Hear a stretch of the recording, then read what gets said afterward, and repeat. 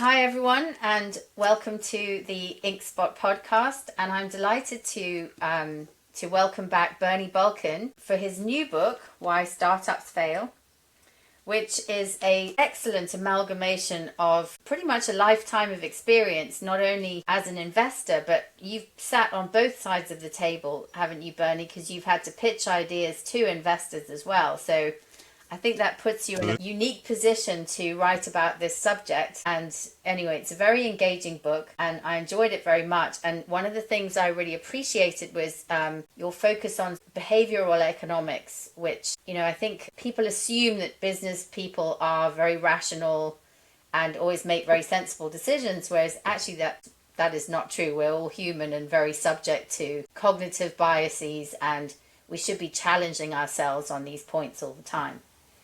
So I think absolutely. And of course, even as individuals, not in business, we don't make very rational decisions. I'm sure almost everybody listening to this can think of some irrational decisions they made, but the just basic economic choices that we make in our lives are not necessarily based on any kind of a rational thing. They're based on behavioral things, and advertising counts on that. Yes. Emotion has so much to do with it, Sure. doesn't it? Emotion, mood, you know, what side of bed you got out of that morning. Yeah. So when it comes to business decisions, why would we expect anything different?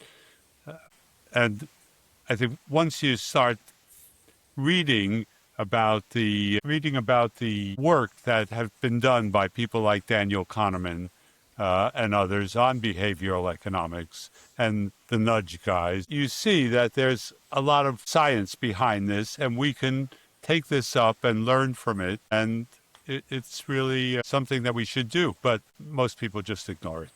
Yes, that's very true. So you start, actually, there's a wonderful quote here from Charlie Munger, who's one of my favorite authors on business. I know. Where he says something like, 100 billion in the last 10 years or something has gone into startups, and it would have been more sensible to just put all that money into a big barrel and just burn it, right?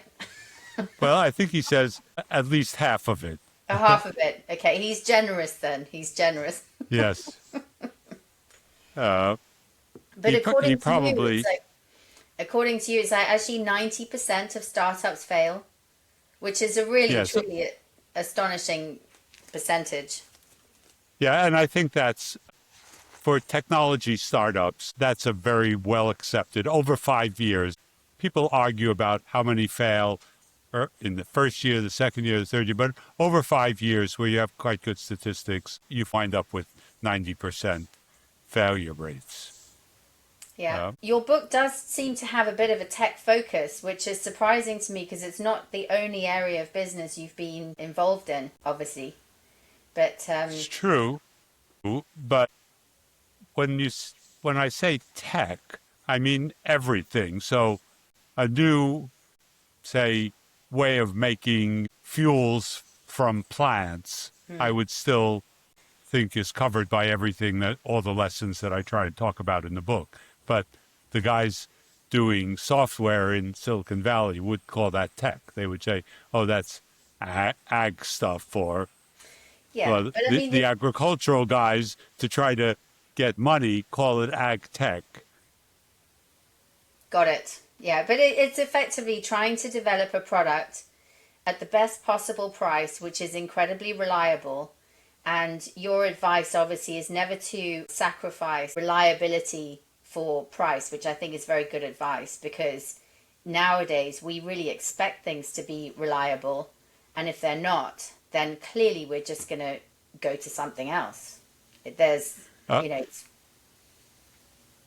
Yeah, and of course, what happens is companies either their investors push them, or they themselves feel the need to get something out there quickly before it's reliable. Then it's tested by potential customers, let's say, and they say, well, this didn't really work that well. You don't get a second chance. So yes.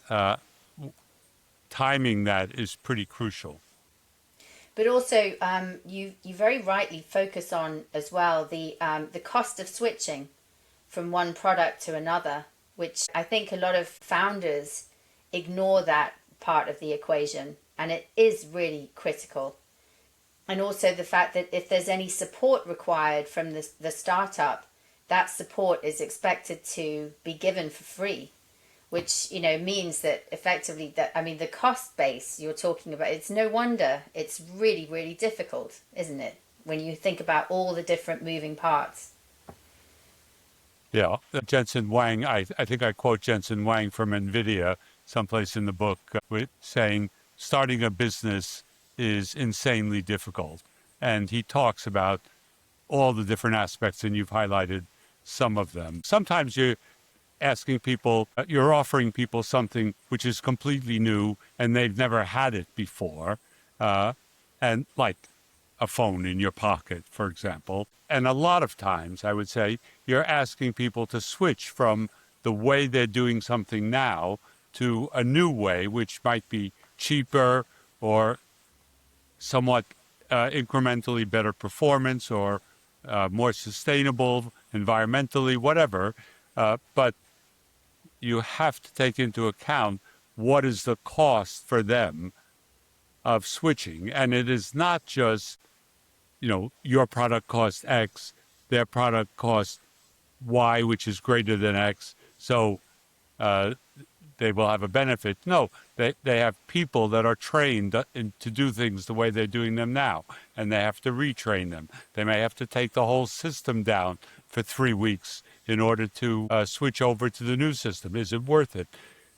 And I think I say in the book that if people go through that calculation rationally, and behavioral economics says they may not, but if they do go through it rationally, the decision maker who's going to try and adopt your product, and he says, okay, this is I have all these costs, the switching costs and so on, but the advantage we'll pay it back in 3 months or 4 months, then he has an incentive to do it.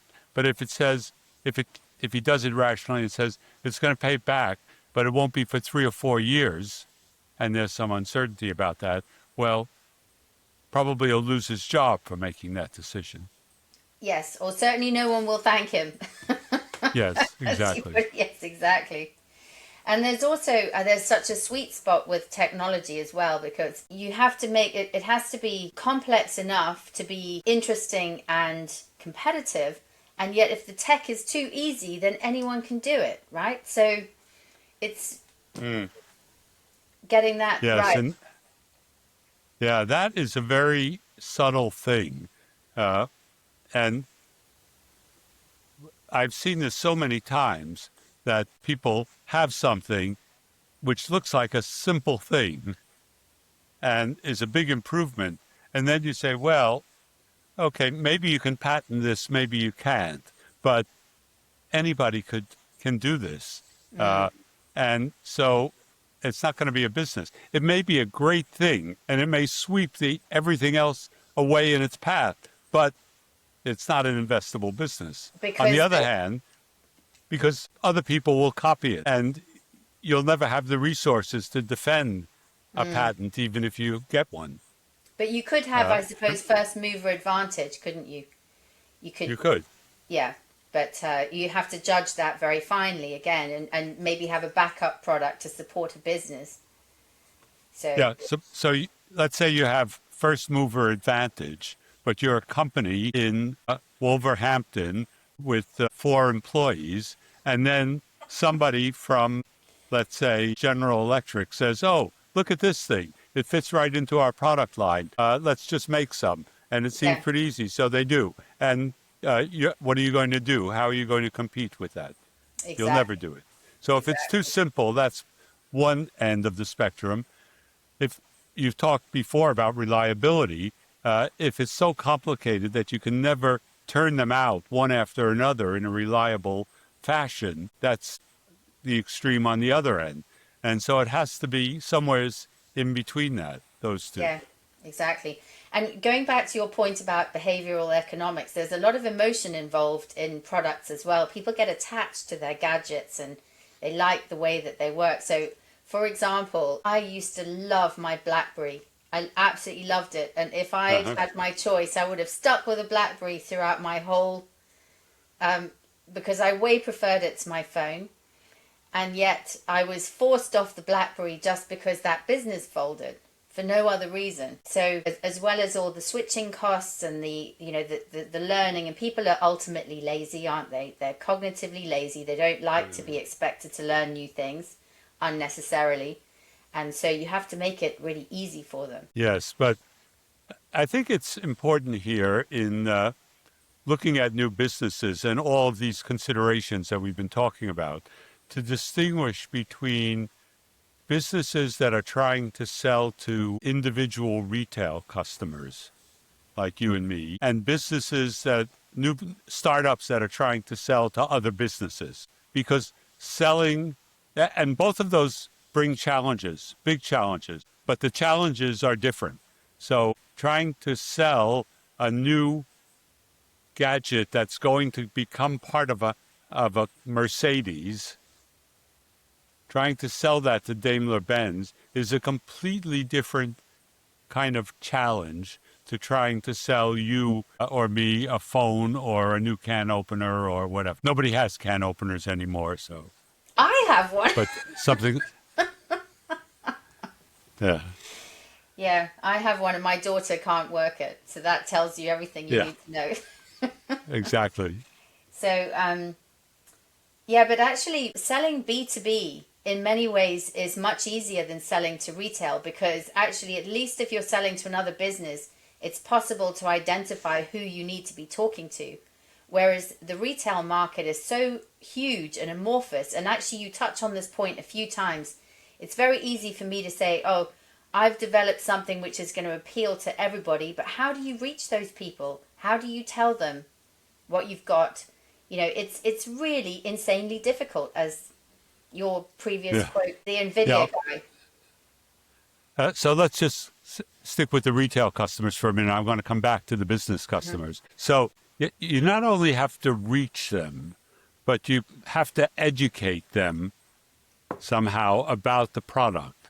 And I use educate in a kind of general sense, not just that this is a great thing, try it, but that it's safe, that it's, for example, that, somebody's not going to steal your money. I think I use the example in the book, and some of your listeners will be old enough to remember the time before there were ATM machines. Before you had an ATM, if you wanted, first of all, you didn't have many credit cards. If you wanted to get money, you had to go to the bank and queue up, and then you could withdraw some money. And if you got there too late on Friday, when the bank closed, you didn't have money for the weekend. So the ATM machine looked like the greatest invention. And from the point of view of the banks, it was terrific because they could have fewer tellers. And so there was a quick payback for them. But from the point of view of the individual customer, it looked fantastic. You could walk up, get the cash, and you're away. But people thought, oh, this is too dangerous. What if somebody is going to steal my cash? What if it doesn't give me the right amount? What if my account is wrong? And so on. So the people who invented the ATM machine could never educate customers to that. They didn't have the resources to do it. But Barclays here in the UK, Chemical Bank in the US, they saw this and they said, okay, we'll take on the role of educating the customer. But retail customers have to be educated. Steve Jobs understood that very well at Apple, that people had to be educated to what the product could do for them, and that it takes time and patience and then how you communicate all of that. So retail customers, you have to reach all of them, and you have to find a way of socializing them towards your product. I suppose social media does make it a little bit easier, and it's an easier way to spread a message. But the problem is it's so saturated with other people trying to spread their own message that you have to find a way to stand out. So it's the same evolutionary race, isn't it? You have to run faster and faster and faster just to stand still. So yeah, absolutely. I think you're right. Social media allows people to communicate to broader and broader audiences and to get messages across, but there's so many messages being communicated at the same time. Can you do it? So it probably still comes back to the question, can I get my message across in a compelling fashion so that it stands out from everything else? And that was probably the case for Coca-Cola 100 years ago, too. Yes, exactly. Yeah. So now when we come to business customers, it's rather different, isn't it? Let's stick with the kind of examples like, trying to sell to Daimler-Benz. And what the first thing is, yes, you do want to get the attention of someone at Daimler-Benz or any other big company. I'm just using that as an example. And get them to say, isn't this a problem for you? We think it is. Are we right? And you want to listen to that. So talking to your potential customers before you even have something is important, extremely important, I would say. But then you get them to try it, and they say, oh, this looks really interesting. Yes, this does attack the problem that we've talked about. But the person who you got to try it, that person is not likely to be, almost never will be, the person who decides, yes, we're going to buy this and incorporate it into our models 3 years from now. And by the way, that's the kind of lead time they have, 3 to 5 years.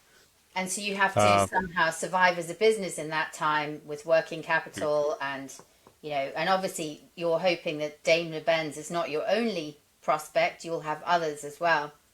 So, yeah. With equally long lead times and cultivation. But the problem is even worse than that because, as I said, this person is not the decision maker. You have to find that decision maker. But that decision maker, yes, we want to incorporate your widget into every new car. They don't buy from startups. Daimler-Benz doesn't buy anything from startups. Neither does Shell or BP. They buy from their tier one suppliers. So you've got to find those. Network. You have to find the tier one suppliers. Exactly, and convince them to take you on and support you and help develop you. And there are a lot of things they have to do. So, for example, anything that's being supplied these days to a car manufacturer, an oil company or whatever, if it has any kind of software in it, and most of the things that you're likely to be doing and that they want to buy have some kind of software or firmware in them, they will have all kinds of cybersecurity requirements that you have to pass. You can't do that as a startup company. It's very hard. But the tier one suppliers know just how to do that and how to get through that hurdle. So you have to convince them, and maybe they become your investor, your strategic investor. Maybe not. But so when I hear people pitching their companies and they say, oh, well, we had this conversation or that conversation with people at Shell or BP, and they were really enthusiastic, so we're on our way. Just give us the funding and we'll be there. No, it's not quite right. And when they say, well, the total market is this, and we only have to access, 1% of it and we'll be $1 billion company, blah, blah, blah. Well, that's not a very interesting thing to say. When people stand up and say, look, here's how this market works.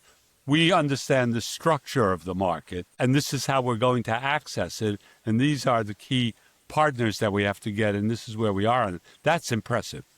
Yes. And there's a big difference between the size of the market and the structure, isn't there? Because yes, and understanding that is so important. It's a bit like the book world. When someone pitches you and said, I've written a book about an accountant, and there are 8,000 accountants in London, they're all going to buy it. Right. that is it's a false premise, isn't it?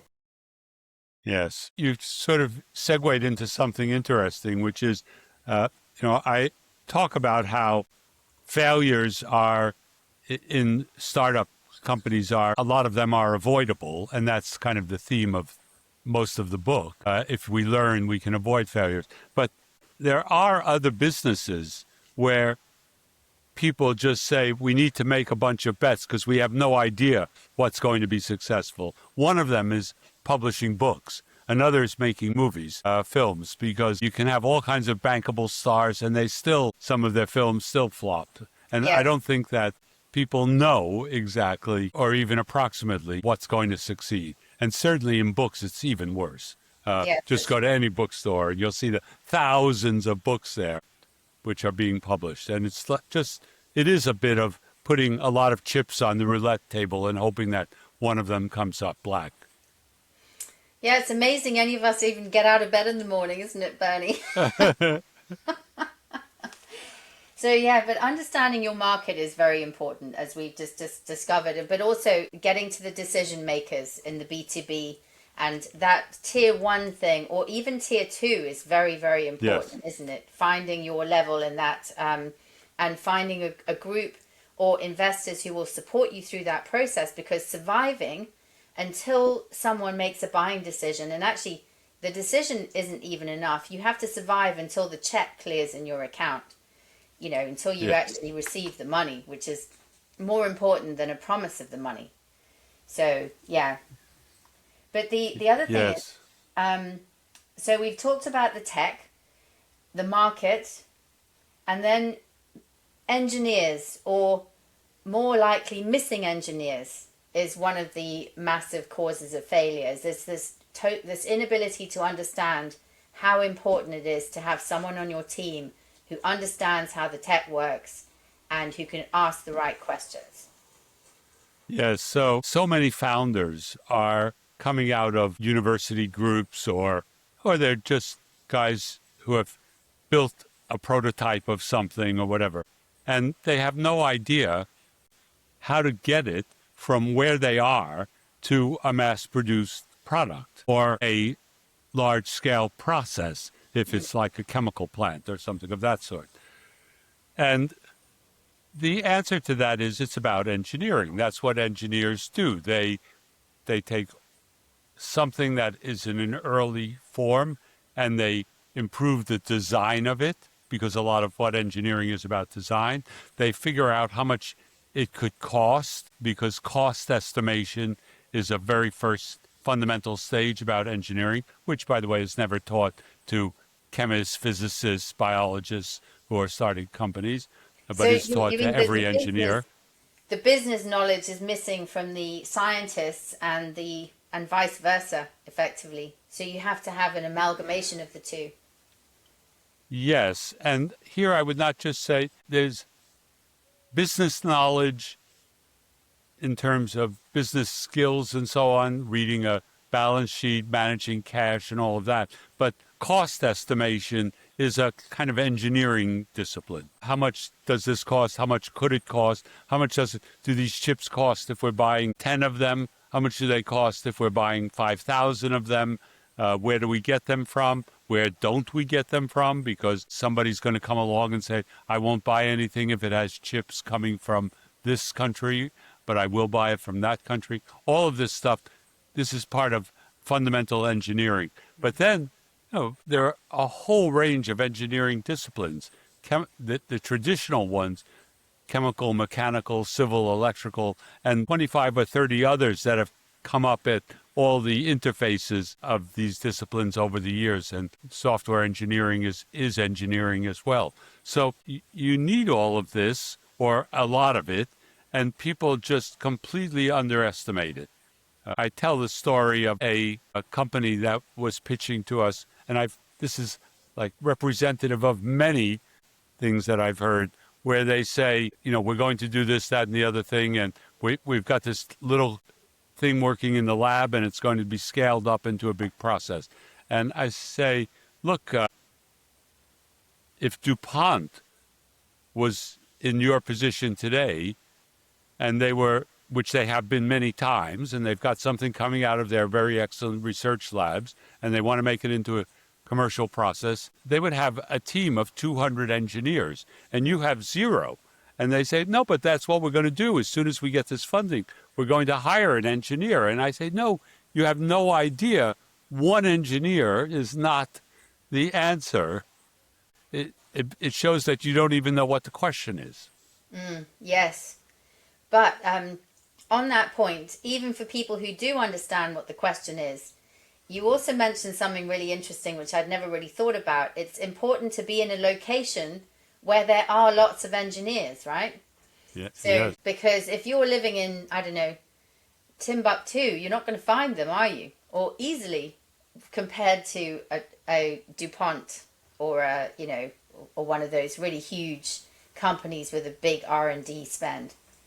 So Yeah, so there are places in the UK around Cambridge, Brook, a big area around Cambridge, and up in Aberdeen, and there are lots of other places around in the UK with big concentrations of engineers. And engineers are adventurous often. They're more adventurous than people think. And if they see an opportunity, a company that they think has something going for it, they'll leap and join you because they know that they're valuable, and if this company fails, we'll still have a job someplace else. Probably before you even know you failed, they've got a job someplace else. got it. But if you're in a particularly rural area, say you're in, for sake of argument, Lawrence, Kansas, you probably don't have the pool of engineers to recruit from. You'll have more farmers than engineers, yeah. Yeah. So it's a really location is important in that regard. Yeah. It's interesting about recruiting engineers if you have an interesting idea as well, because it's an intellectual challenge for them, isn't it?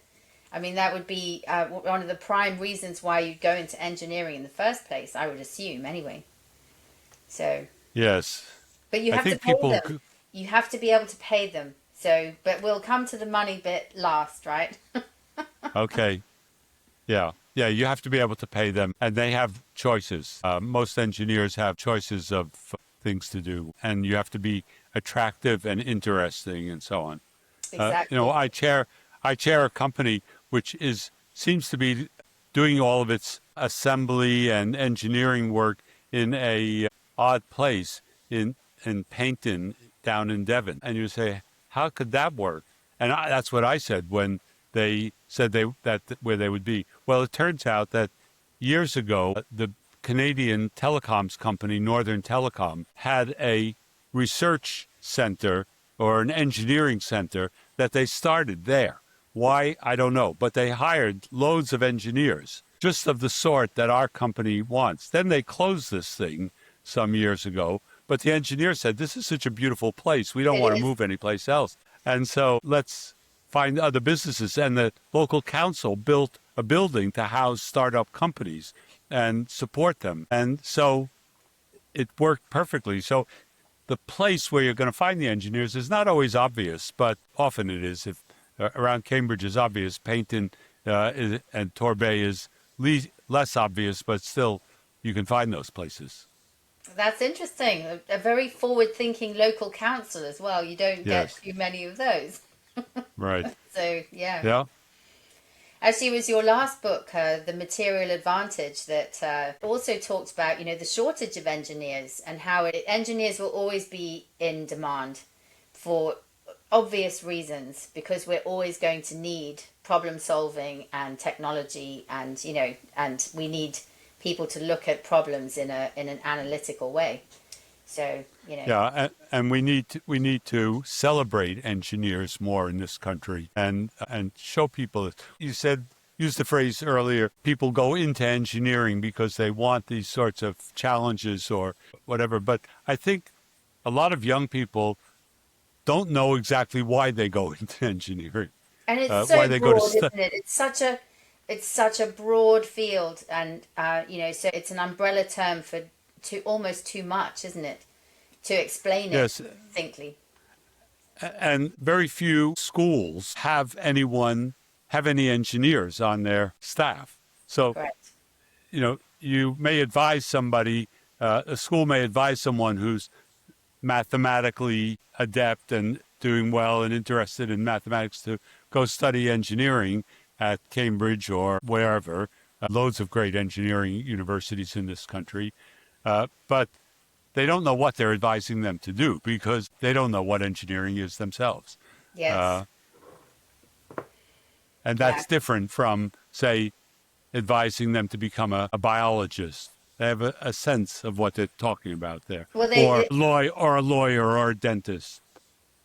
I suppose if you're advising a kid to become a biologist, it's because all of us have a picture in our head of someone in a lab with a microscope, and so it's easy to. Whereas engineering is so broad and so diverse, and with really useful applications, it's much more difficult to describe. Right. So, yeah. Yeah.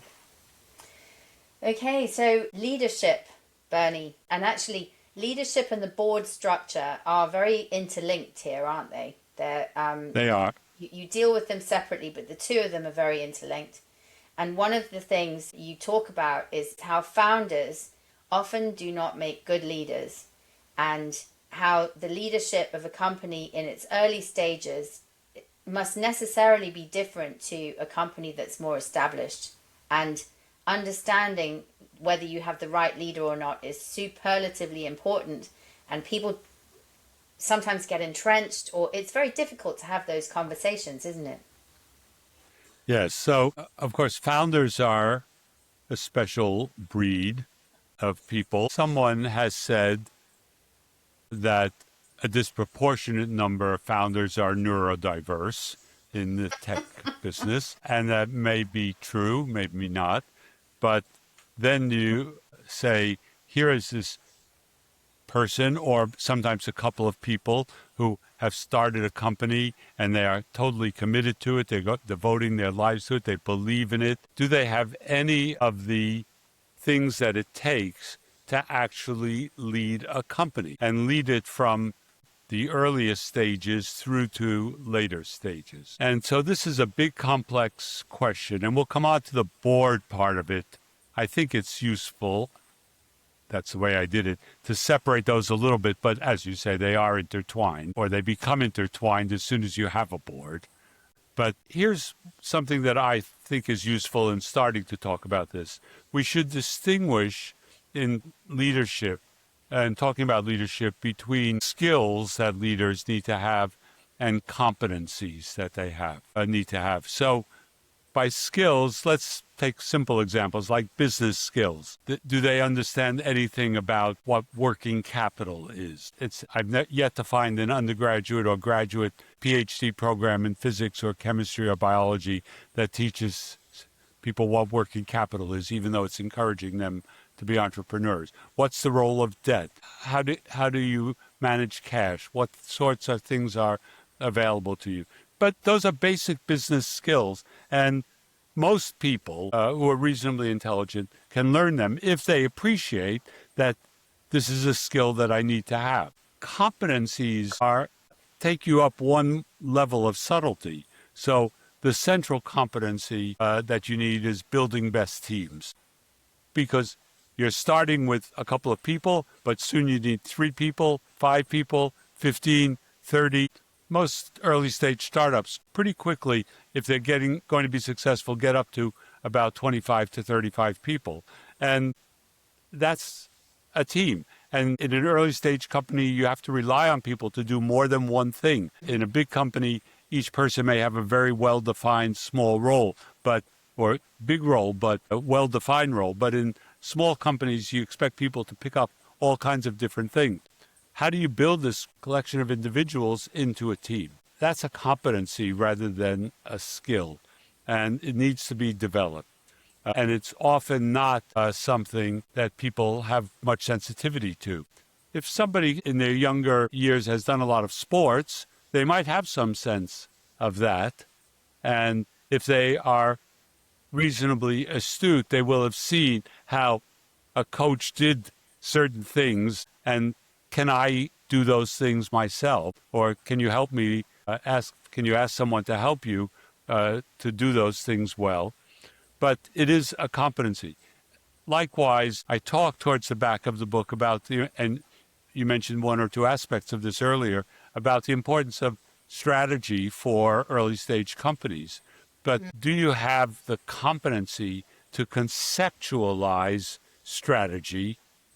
And having done that, do you have the competency to influence others to support the strategy that you've developed? So you mean you have to work with others? You have to communicate your strategy. It might be very clear in your own head, but you have to make sure that everyone's working towards the same goal. And you have to, going to competencies, you have to ensure you have ways of dealing with conflict that, because teams are made up of human beings, and that is central. They're not robots. You need a lot of tact, but discipline as well. Yeah, and by the way, you're right. It is about communicating strategy effectively. But in a startup company, people will have their own ideas about what the strategy should be. And you've perhaps taken some of their ideas, molded them, rejected some, adapted some. And now the competency, I think, is not just great communicator, but influencer. I use the phrase strategic influencer. And that is a subtle thing. How do you bring people around to align them behind what you're trying to do? Yeah, and there's such a fine balance there, isn't there? Because of course you want to listen to people's ideas and you want their input, but you need some sort of cohesion, otherwise you're never going to move forward. So it's... Yes. Years ago, when I first moved in the early stage of my career, as you will know, Cathy, but that I was an academic for the first part of my career. And then I moved to work in industry. And some of my academic friends said, what's the biggest difference? Because I was working in a big research center in industry. So they said, what's the biggest difference between industry and academia? And I thought about it and eventually came up with, in academia, the university president or provost or vice chancellor in the UK will say, look, our strategy is to work on this, this, and this. We want to be the leading university in these areas. And the faculty say, okay, very nice for you, but I'm going to do what I want. And in a company, we had a lot of debate about strategy and which direction we should be going. But ultimately, someone makes a decision. This is what we're doing, and this is why we're doing it. And everybody has to either agree or leave. So there needs to be a certain amount of decisiveness, quite a lot of decisiveness as well in this. Yeah, but there are ways of making a decision, and a good decision, while still taking in everyone's input. And that's really the competency you're talking about. Because if you have a very dictatorial leader who, if it's my way or the highway, they're going to start losing really good people quite quickly if people don't feel that their input is valued.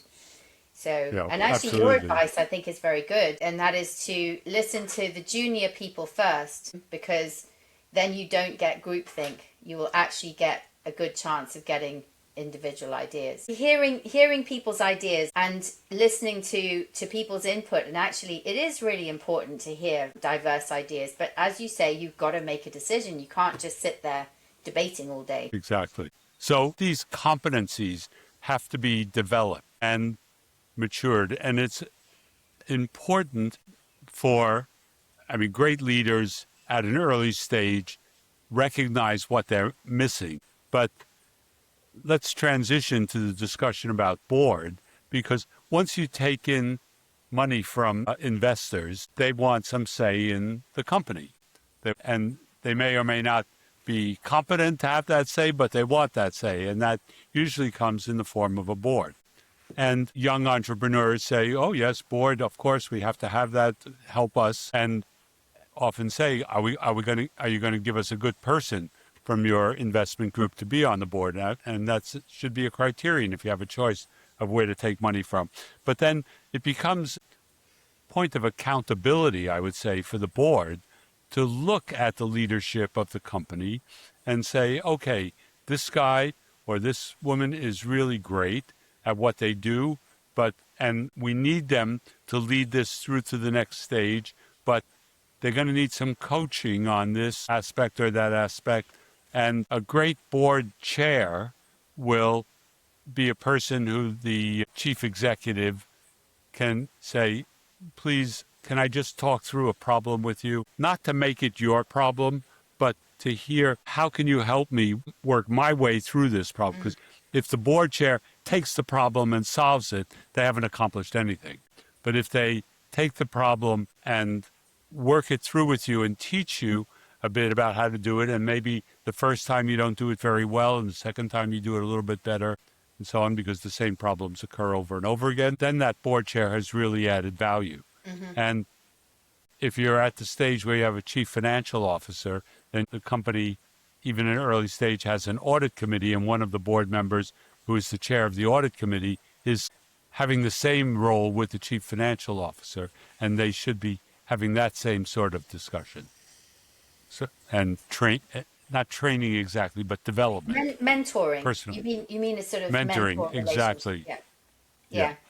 Absolutely. I can see that. But also, one of the things I think which boards can suffer from is entrenchment. You know, where people obtain a role on the board and maybe they're really good in the first couple of years, and then the business changes and their role, and they don't change with the role. It's really important to constantly evaluate your board to ensure that everyone is in the right position, and that they are, as you say, if they're missing various skills and competencies, they should be trained, or they should have and this is possibly asking too much, but it does happen, they should have the self-awareness to know that they're not the right person anymore. You know, it's and that is difficult. It's difficult. Yeah. But yeah, self-awareness is one of the most valuable things that you can have in a board member, but particularly in the leader of a company. I use the example of a startup that I was on, which is a kind of California-China startup. It was started by some Chinese guys in California, and then the operations were in Shanghai or outside of Shanghai. And first of all, the founders, they were from Caltech in Pasadena in California. They said, we don't know anything about business, but we know how to make this thing, and it's really important. And it turned out it was a quite important thing. But if you're giving us investment, we need help. And the investors found the CEO, and that CEO said, look, I'm going to be the best CEO that you can have for this company for the first 2 years. I will get it to the point where we have the product and our first customers and so on. And you'll pay me, but mainly I want equity in the company because I believe this is going to be a big success.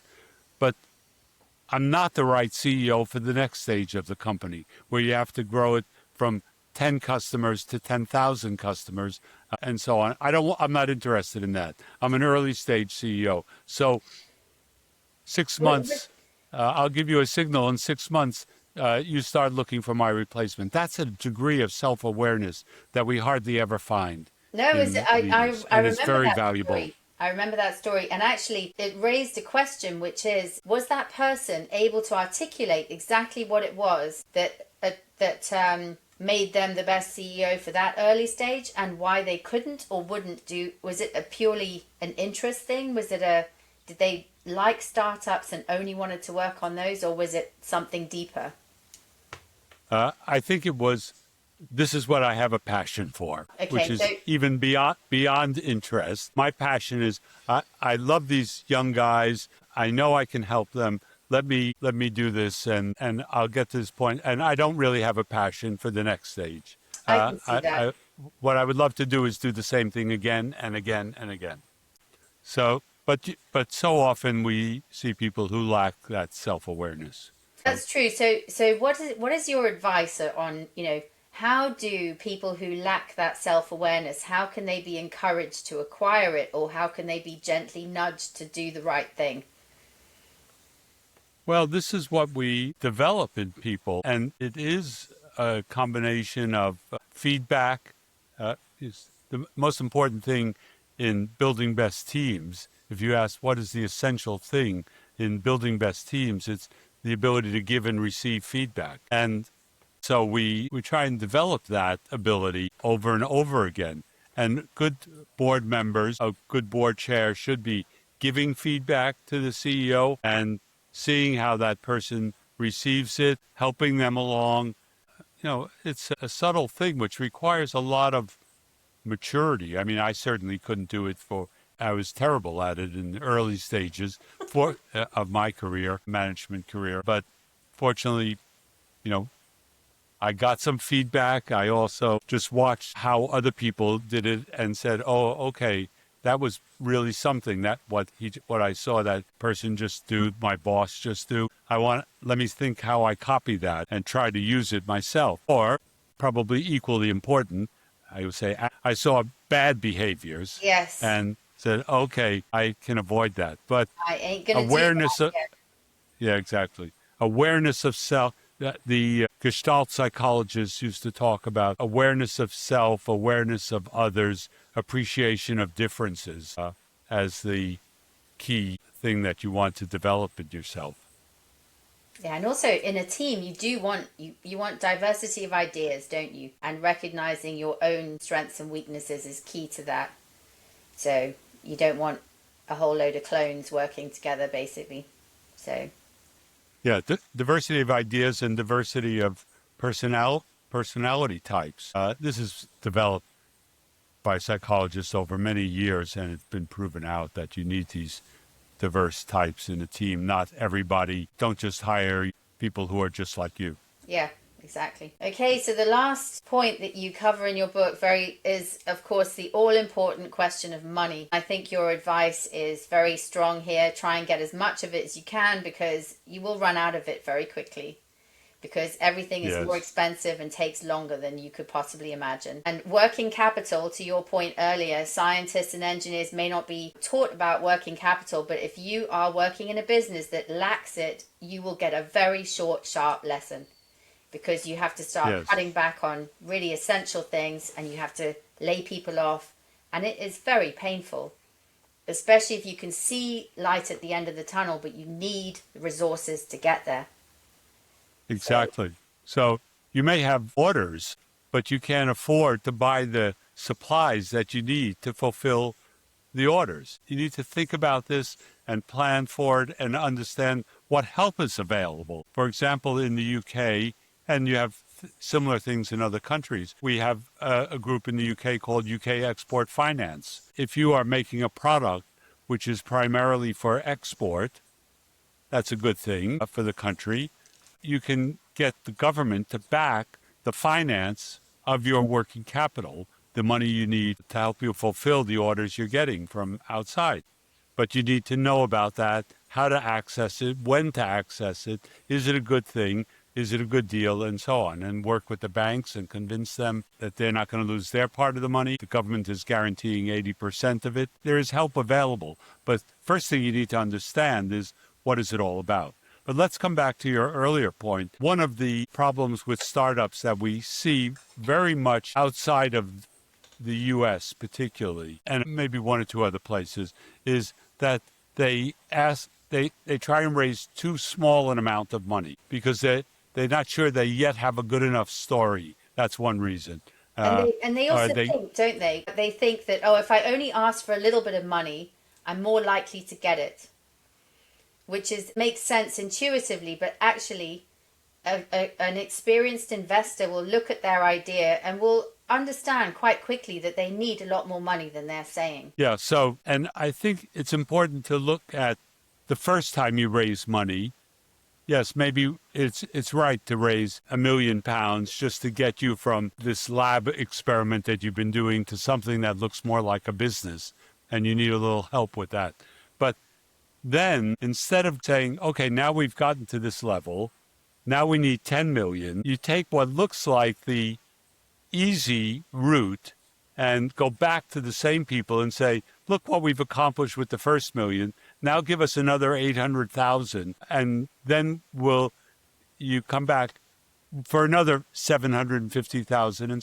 And you're in this mode of always raising money and never raising enough money. And to some extent, there are government incentives, big tax incentives for early stage investors to put in money and in the UK we have something called EIS and SEIS, which are very attractive. And so you can raise those small amounts of money. But sorry to interrupt, is that EIS, the Enterprise Investment Scheme, something like that? Yes, it is. Yeah, okay.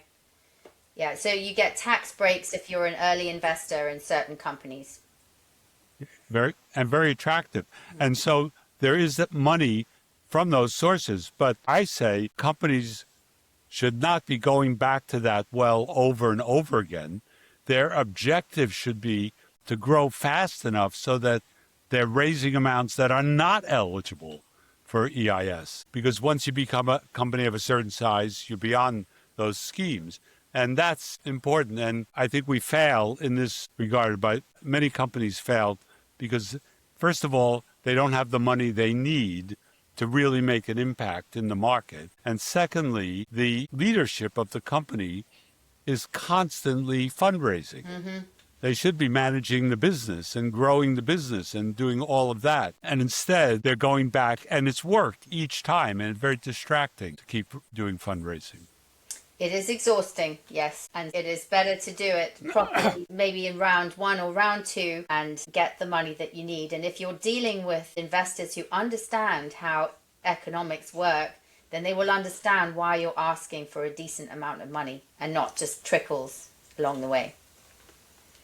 Yeah, so. And by the way, you need to get your early stage investors on board with this as well, because they will look at it and say, okay, we made this investment, the company's doing well, we put in £1 million, now they want to raise 20 million. Oh, our share of the company is going to be much smaller now.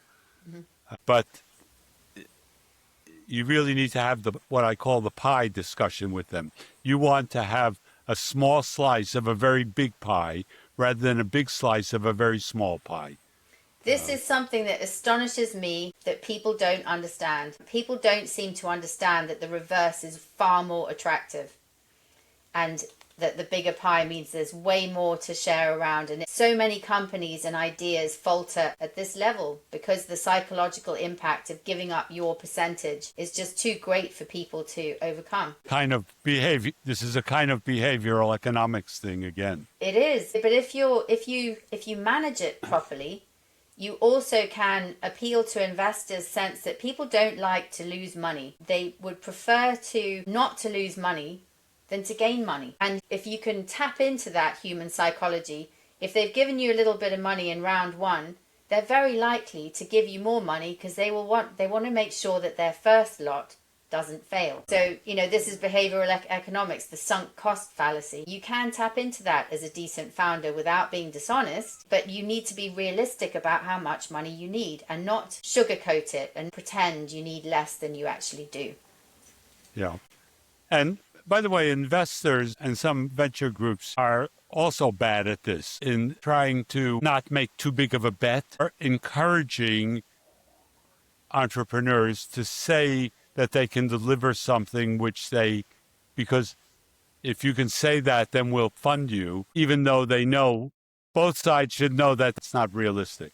Yes, that's true. If you've got a VC group and a company that are indulging in this kind of behavior, then it's no wonder their business is going to fail. If you can't be honest with yourself, then how can you actually sell your story to any investor? Yes, there are investors who encourage dishonesty. Not dishonesty in the sense of stealing money, but dishonesty in promising what you can't deliver. When I was working for BP, one of the many things that I learned from John Brown, with whom I worked closely in BP for many years, and even before him, David Simon, who was previous chief executive, was that what we should do as a company is make some promises and deliver on those promises, and then make some more promises and deliver on those. And that's the way we build a track record.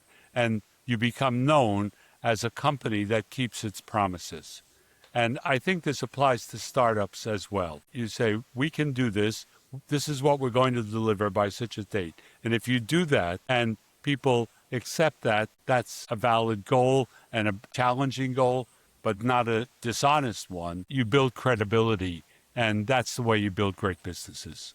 I totally agree with that. Building trust between, and if in the event that you cannot fulfill one of your promises, you should go back and explain exactly why, what exactly went wrong, and, how much of it was out of your control and how much of it was in your control and what you have done to address that. The trust and credibility is so important. Yeah. So. And it comes from both sides. It has to be encouraged. That kind of openness and trust has to be encouraged and then delivered. Exactly. Yeah, no, exactly. So that's the 6 main reasons why startups fail. And then you have a section in the back, how we can do it better, Bernie. And as you've sat on both sides of the table, you're very uniquely positioned to answer this question.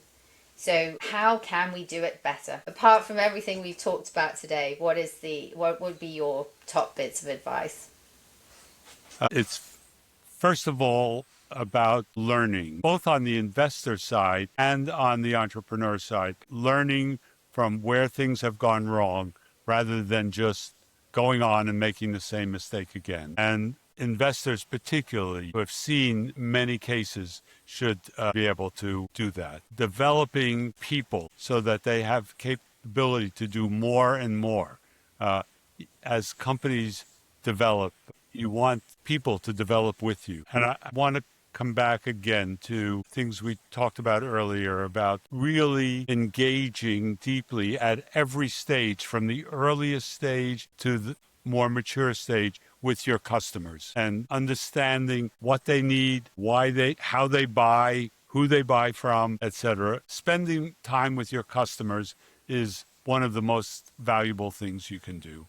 Yes, but that goes back to the trust and the credibility again, doesn't it? Having that sort of relationship with customers means that not only are you on the sharp end of what it is that they need, and you have to be ahead of that. That lovely quote you included from Henry Ford, that if I'd listened to what people needed, they would have said a faster horse. Right. Yeah, exactly. Is there anything else you think we haven't talked about in why startups fail, Bernie? I think there are lots of stories in there, and I've always believed that leadership is not so much about theory or academic analysis, but about telling stories. Oh, and, yes. Well, we are a storytelling animal, aren't we? Definitely. Right, exactly. But what you've just said about people and leadership, etc., one of the things that is very worrying now, and I've read this countless times and actually anecdotally heard it, is that the entry level of many companies is now disappearing because of AI. And how do we solve this terrible problem if young people cannot, learn from more senior people and the entry level is missing? How are we going to bridge this gap? Because you said yourself, you learn from observing other people. You watch how they do it, you absorb that, you assimilate the good and you reject the bad. What are we going to do about this missing generation here? And there's so much youth unemployment now, for not only this reason, there's several reasons for that, but what do you think this is going to result in and how can we overcome it? Probably this is another hour and 10-minute podcast. Is this your next book, Bernie? It could be. It could be that my next book is questions about leadership in the AI century. But I agree with what you've stated as the problem, which is, let me try and state it a slightly different way. It used to be that when people talked about companies, they said, well, one of the worst jobs you can have is what's called middle management. You're not the senior management and you're not the entry-level person. You have some middle-level job and you're managing a group of people, and these people are troublesome and the guys above you keep pressuring you to get things done. So this is, everybody passes through this, but it's a very tough period. But now, in the AI era, people are saying these middle management people, they're the essential people. They're not so much managing this team of 10 junior people. They're running 7 AI agents doing all kinds of things. Depends on the company, of course. And they're very valuable because they understand what the company is about and what's needed. And at the same time, they can direct these AI agents to do all of this. But how do we develop those people if we don't have the junior people? Exactly. So instead of the old pyramidal organization, we now seem to have something which is a diamond-shaped organization, the zero at the bottom. And this is a huge problem. It is not yet a huge problem because we're in the early stages of these AI agents. I think the youth unemployment problem in the UK, which is being talked about a lot these days, is a slightly more complex problem than just the AI part. But I think looking ahead, this is a big problem for a wide variety of companies. Maybe young people will solve the problem themselves by just starting their own companies, or, just going straight into, in many ways, social media and various other things facilitate that. But, and you can get a lot of advice now online, etc. But it is awful. The disconnect is going to be very huge. So, we haven't yet seen the full scope of the problem, and we haven't begun to figure out what the solution is. Well, Inkspot's doing its bit because we have launched 2 interns into the publishing world, and I now have a third. So yeah, we're a very good stepping stone, and Good. So and actually recruiting young interns is such a pleasure because they're brimming with ideas, and they're so keen and very eager to learn, and it's it's a pleasure working with them. Long may it continue, and it's a real. I think firms and companies are much poorer without taking that. That even if they're saving a bit of money, ultimately they're not looking to the long-term future. Absolutely. Yeah. Anyway, Bernie, it's always a pleasure chatting to you. And as you say, if we're not careful, we could extend this for another hour and a half. So I really strongly suggest buy Why Startups Fail. It's a very, very interesting book. And also Bernie's other books, The Material Advantage, which I really enjoyed, how countries develop competitive advantages.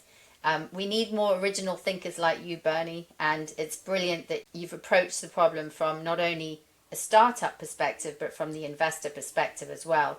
And actually how the two sides can really learn from each other and contribute to better questions and better decisions as well. So, thanks, Bernie. Thank you. Always a pleasure to chat with you. What's your next book going to be before you disappear? Are you working on something, or? I'm working on what we just talked about, the idea of how should established companies be thinking about, and that's not about should I use Claude or ChatGPT, forget about the current tools. How should the leadership be thinking about this for the coming years when the tools will change, but what's important to us will not change? Yes. So that's what I've been spending my time thinking about. So we'll definitely invite you back when you've finished your next book. Yep, still have work to do. Okay. Thank you so much, Bernie. Thank you. Bye.